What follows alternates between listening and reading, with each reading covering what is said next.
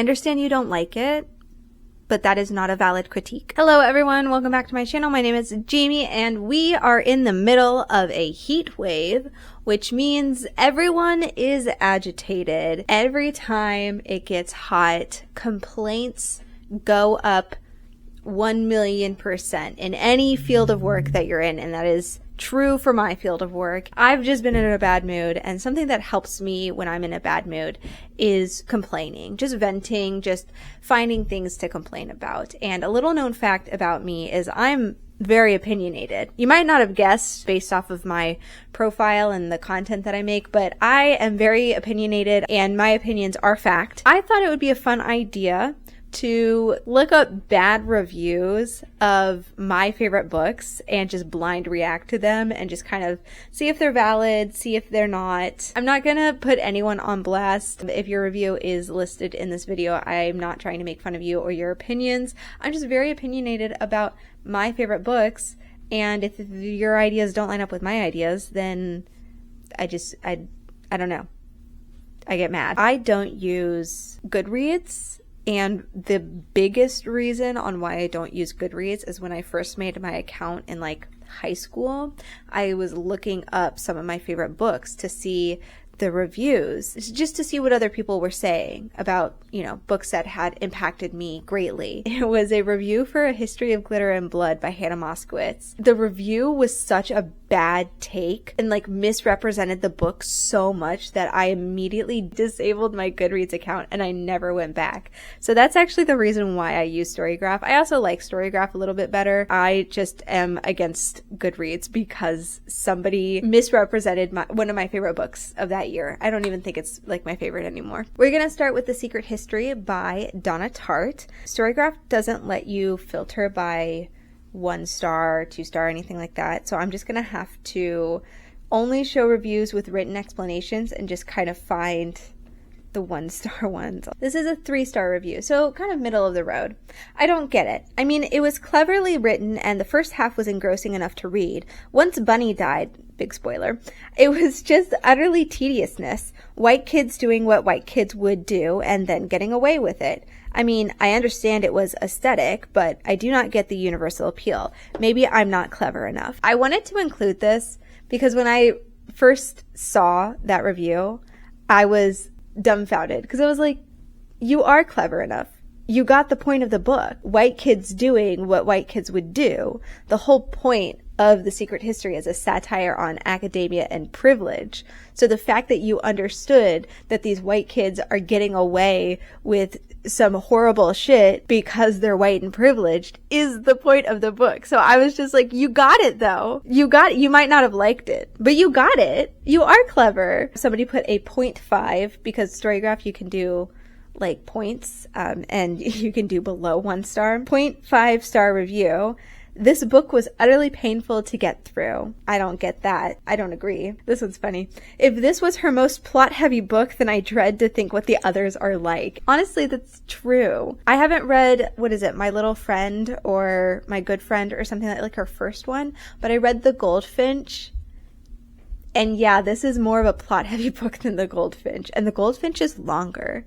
So think about that. I kept expecting that the dark psychological and mystery elements of this book would jump to the fore, but in the end, it was more of a slow burn and character study. I didn't realize the climax was the climax until 100 pages after. Still, it was somehow both boring but gripping, and the characters were illogical but understandable.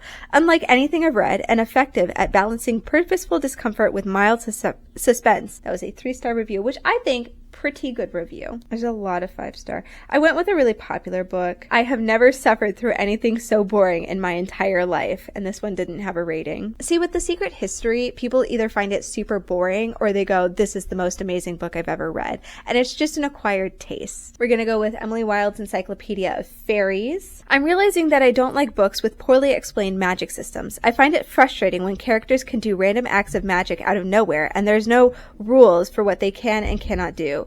Wanted to fall in love with this book so badly, but unfortunately found it to be more frustrating and all over the place rather than charming and whimsical. But here's the thing. I didn't find the magic system to not make sense because it's fairy it's fairy magic. That's kind of the point. And especially with the first book, there isn't that much that happens magic wise. So what are you confused about? Are you like lumping the first and second book together? Because I could understand that for the second book, but like also I feel that when it comes to whimsicalness, the more outlandish and not set in stone the magic system is, the more whimsical.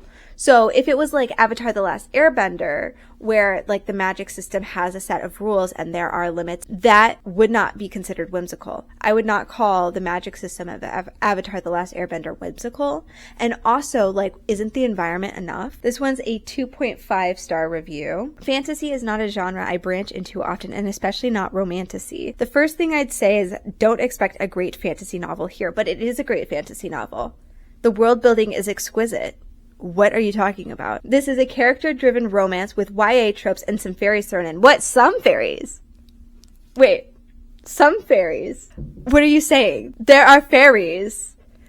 The whole book is fairies. I'm gonna be mad. Okay. I can tell I'm gonna be mad about this. Okay. Also, YA tropes? What do you mean YA tropes? Because it's not YA tropes. It's a play on fantasy fairy tale elements. If a character is in a dangerous situation, don't worry because they will magically be okay and everything will be alright. But that's not true. That's not what happens. She doesn't magically she uses her brain and her use of fairy tale knowledge to get herself out of bad situations.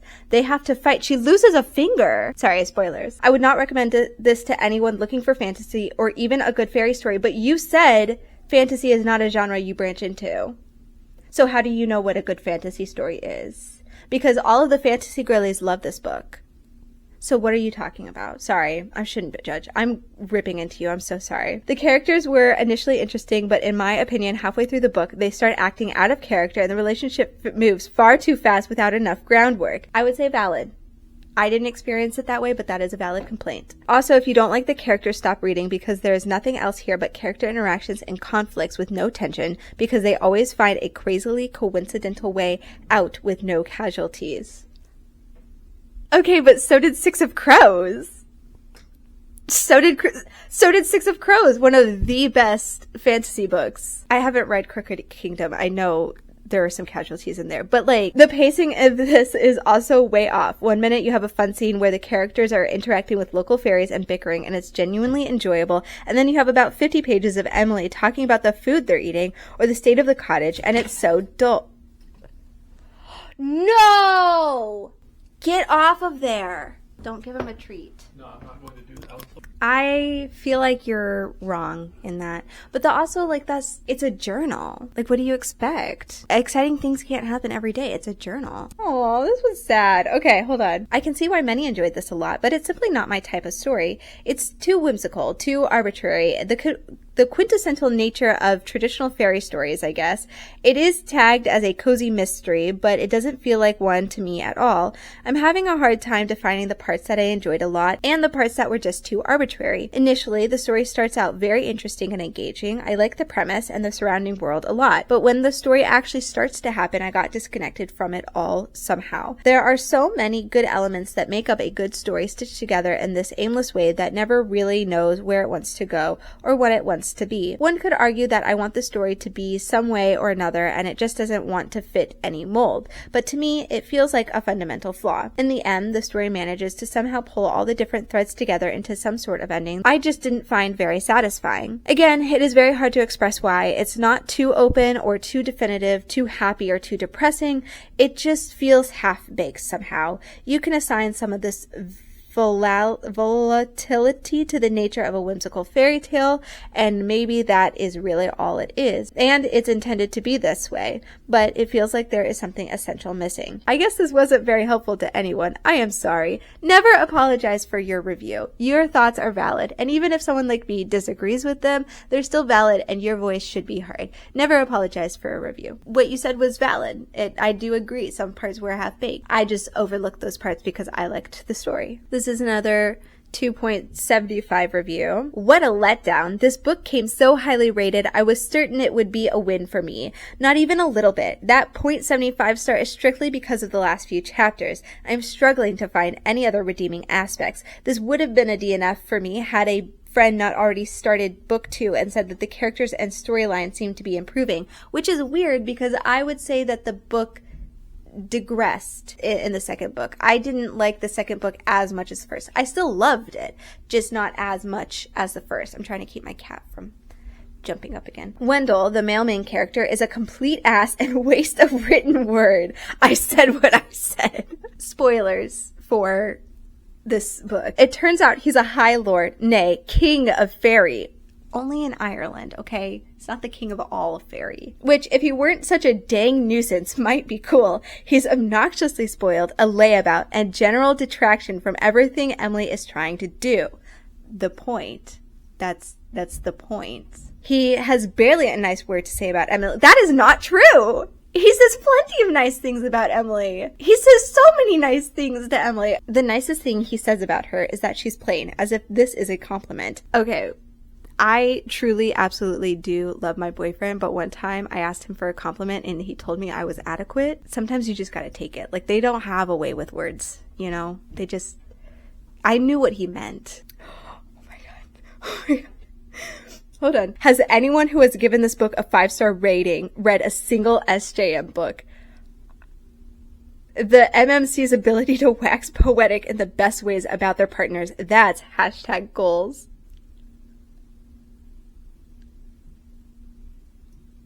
I'm sorry. Do you think Sarah J. Maas is the epitome of writing? Do you think her male main characters are written well? I hate to be like, because I know some people with amazing taste that also love SJM. They call him a giant wanker. Emily, the female main character, is fine. She is clearly brilliant, but aside from her steel trap of a mind for folk information, I'm not sure what else she brings to the table. A great personality? Amazing work ethic? At the risk of contradicting myself, I do have to agree with Wendell. Emily is plain. He could just maybe have said it in a more enticing way. Everything about her screams bookworm, and not in a cozy, warm, lovable kind of way. She's painfully introverted, uninterested in romantic relationships, or platonic for that matter. The sweetest thing she has to say about Wendell is that he's good-looking, which, given that he's high fae, duh. I'm sorry that she's not the stock trope shy bookworm character and she's actually unlikable, but that's called character depth. Everything was superficial. I'm not sure I would even pair them as friends, forced colleagues at the best of times. 75 to 80% of the book is just Emily running around taking survey and interviewing villagers. It isn't until the end where we see some actual events worth noting take place. I did not feel any connection to the characters, more like grew to hate them, and they were not the villains. Without a connection to any characters and little action, this was a flop. This is a bad review. I'm sorry. I understand if you don't connect with the book and not see the worth of the book, but to say that very little action takes place when the action is her surveying and interviewing villagers and character development and things like that, like, plot isn't just fighting. I can understand not vibing with it. I can understand, not enjoying the book because it's just not the kind of book that you enjoy. But saying that they don't have chemistry because they don't have the same chemistry as like a Sarah J. Maas couple. I've talked before about how We Were Liars is a book that I read as a child, not a child, but like a teenager, which, still a child, but I read very young and it impacted me greatly. It helped me understand the grief that my family was going through after losing a family member. So it is very near and dear to my heart, and it makes me sob just thinking about it. Honestly, changed my life. This is also a very controversial book because it got really popular on Book Talk and I saw people did not like it. So I might actually cry. It's 2 stars because I kind of like the plot twist. Everything else is just boring. What do you mean boring?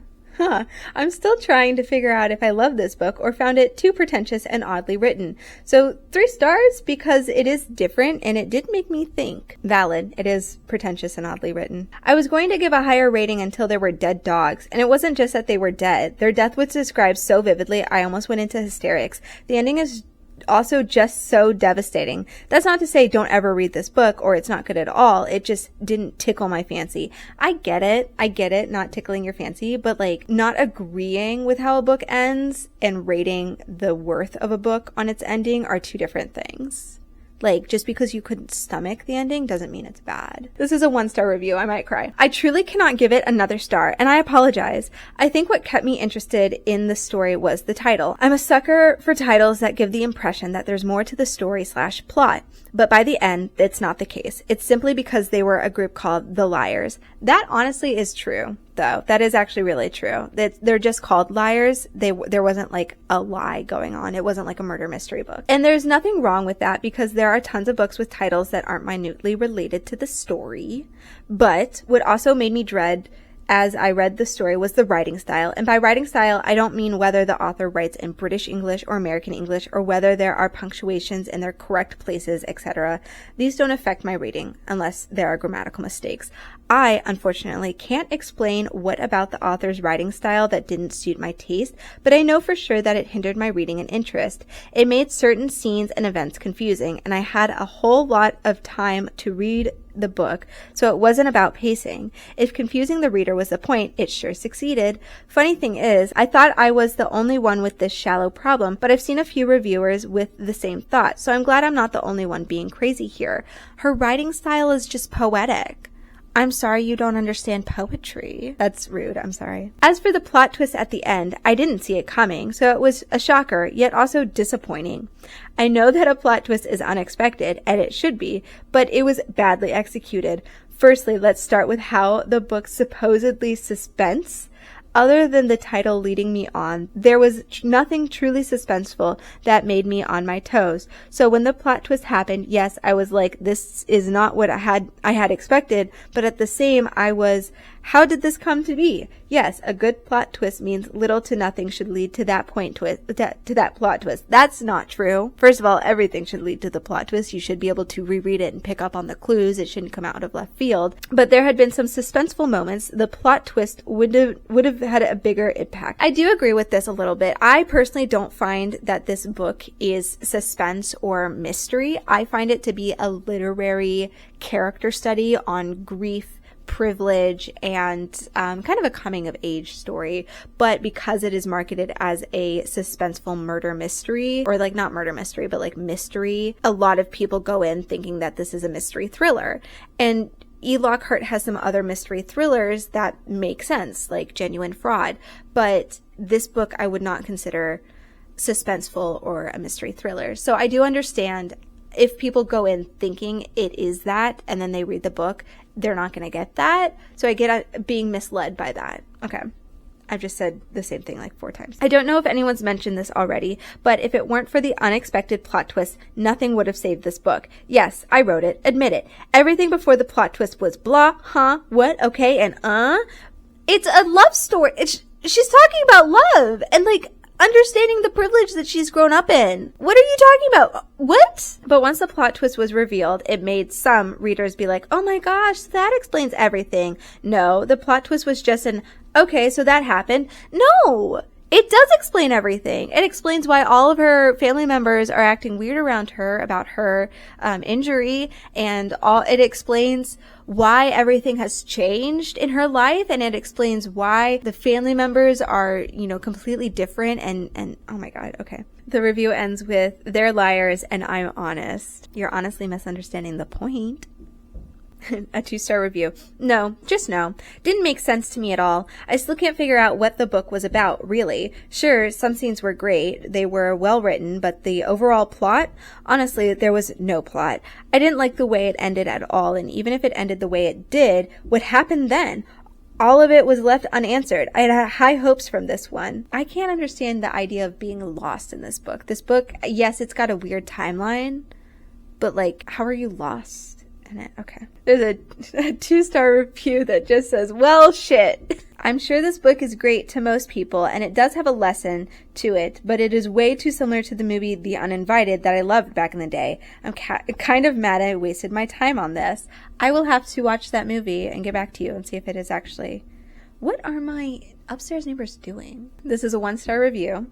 Some revered books, consider anything by Faulkner, more closely resemble vessels of profundity than a storyline, and we not only consider those incredible pieces, but teach them to our youth.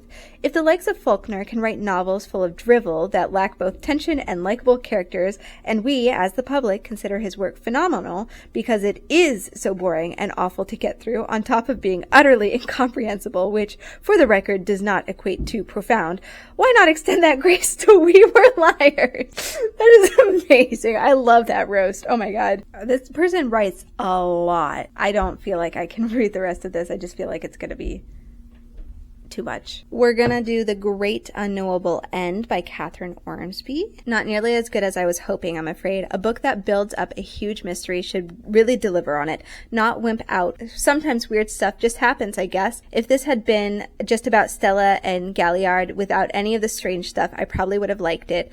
As it is just disappointing. A real shame. Okay, but like the strange stuff is just like a metaphor for like coming of age and like the strangeness of life. This is a 2-star review. Which I feel like 2-star reviews are usually more cutting than like a 1-star, because 1-star is just a RAM review. But when it's 2-star, they usually have actual critiques that make sense and you just hate to agree with it. When you read the premise, you generally expect something strange to happen or the book to be chaotic, but this book was anything but that. It follows Stella's personal storyline, and as an older sibling, I found her point of view to be quite relatable and interesting, but also very boring. Stella and Galliard are both well-developed characters. However, the author failed to capture my attention. I felt like skimming through the book, wondering when things would take up and when the novel would improve. Unfortunately, the book got repetitious. Repetitious? Is that the word? Repetitious? Making the entire work flat.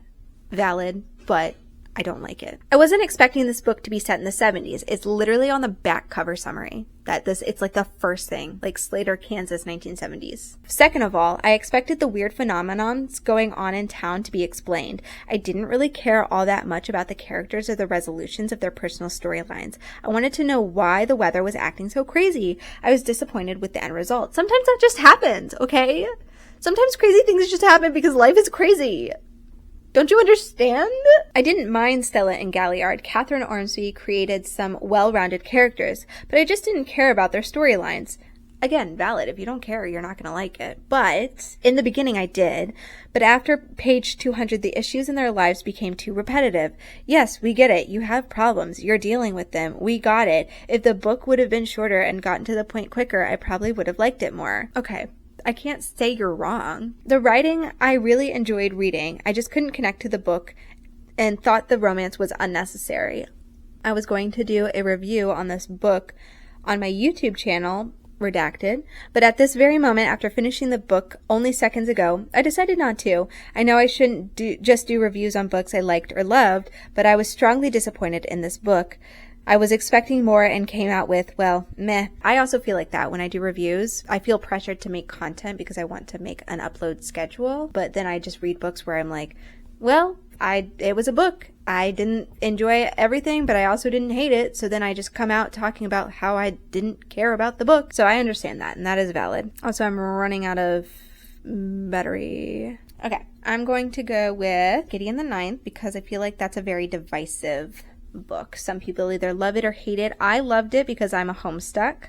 Well, I was previously. I'm not currently anymore. I wanted desperately to love this, and I gave it 100 pages. Oh, it's a DNF. Then, knowing that everyone says it picks up and gets better halfway through, I skipped ahead and read a chapter and a half near the end to see if it rings any better for me. It doesn't. Others are saying the characters are too numerous and confusing, but after some thought, there was just a couple things that made it unreadable for me. The mood throughout the book seems to be flatlined. Just as the moment something might start to be engaging, somebody cracks a bad joke or drops a clever insult, which indicates that the characters have only meme-deep emotions and don't give a shit about what's happening. Everywhere I turn in this book, it's the same detached, don't care vibe, no matter what's happening or who's dying. What do you mean? That's not what happens. They have very intimate conversations. during these meme conversations, during the humorous jokes. The writing style has a jerky way of switching between literary omniscient narrator and Gideon's internal monologue. Things are described in ways that I'm pretty sure Gideon would not describe them. Then suddenly there's a friggin' dropped in, and I feel like I'm reading the inner monologue of a 15-year-old pretending to be a college professor. I get that. That is valid. But that's also like, you don't understand the lore. Okay. Bones, bones, bones, bones, bones, bones, bones, bones, bones, bones, bones, bones, love. Yes. It would be more accurate to say that I finished with this book. Cute twist on what the reader expected are the sort of thing that gets you good grades if in your MFA program. If you're a reader who's seen the trick a million times, the million and first time you see it has a 0.001% as much impact. For example, the protagonist describes the musculature of the potential love interest. Wait, what? Hold on. For example, the protagonist describes the musculature of the potential love interest and then says that he's a bit of a dick. Well, surprise, surprise, most of the book is full of these little tweaks and they aren't driving the story. Who are you talking about? Potential love interest and then say he? Potential love. I'm so sorry. I don't understand who you mean by like he. The only time I know of like Gideon describing a muscular character is, I forget his name, but it's the Cavalier of the third house. Cat-proofing this. And he is not the love interest, or potential love interest at all. You're playing with the wrong team over here. The perceived wisdom is that the characters drive stories, so I can't blame the author for ticking those boxes, but the novel isn't much more sophisticated than something you can find for free on Archive or Damn. They didn't say that, did they? And the funny thing is, it's the True? author kind of. Oh, the author no. did Homestuck fan fiction. Oh no. So we don't know if this started as Homestuck fan fiction, but like they have that cadence in style, which is why it's on my fanfic shelf. And you can certainly see that Miss Muir would have done a competent X-Files / Scooby-Doo crossover in her day. And that's probably where she should have stayed. No. This book and its sequel are, I suspect, symptoms of a publishing industry so desperate to emulate Harry Potter that they will take anything on. More power to the author, but not my cup of tea. But you're wrong. But you see, you're wrong because that's not what it is. But you see, you're wrong because it's actually amazing and you just don't understand it. And I'm gonna cry. How dare they say that? I'm actually kind of mad. I'm going to look up, we're going to a different book. What would you rank it at 10? That was a 0 review because they were just wrong. They just had their facts wrong. Because first of all, they said that the potential love interest and then they said he, but Gideon is in love with, I'm not even going to say. All right. I think I'm going to be done. My camera's about to die. And I've ranted enough and I've hurt my own feelings. Once again, if any of these were your reviews, I'm not trying to be hateful and I'm not trying to say your opinions are wrong. I'm just saying that I was able to overlook any of your critiques because of my enjoyment of the book. And if you couldn't overlook that, that is fine. And you have a different taste than me. I'm not trying to say that one person's opinions are better than another, but I do think it's fun to read what other people are thinking about your book, like your favorite books, and seeing why they don't like them. And if you find that they hold any water. And I found some of them did have great critiques. Will I accept those critiques? No. You're not allowed to think those things. I'm right and you're wrong. Anyway, that's gonna be it for me. Okay, bye! No! Bobby, he's on there again. Oh my gosh. He's gonna take down your diploma. Oh. Bobby, he's on the top of the bookshelf with the pirate stuff. Oh. He just jumped up there. That's not good. Yeah. That will not get him a treat. How the hell did you do that? Can you get him down? He's gonna hurt himself. Or worse, my pirates. Okay.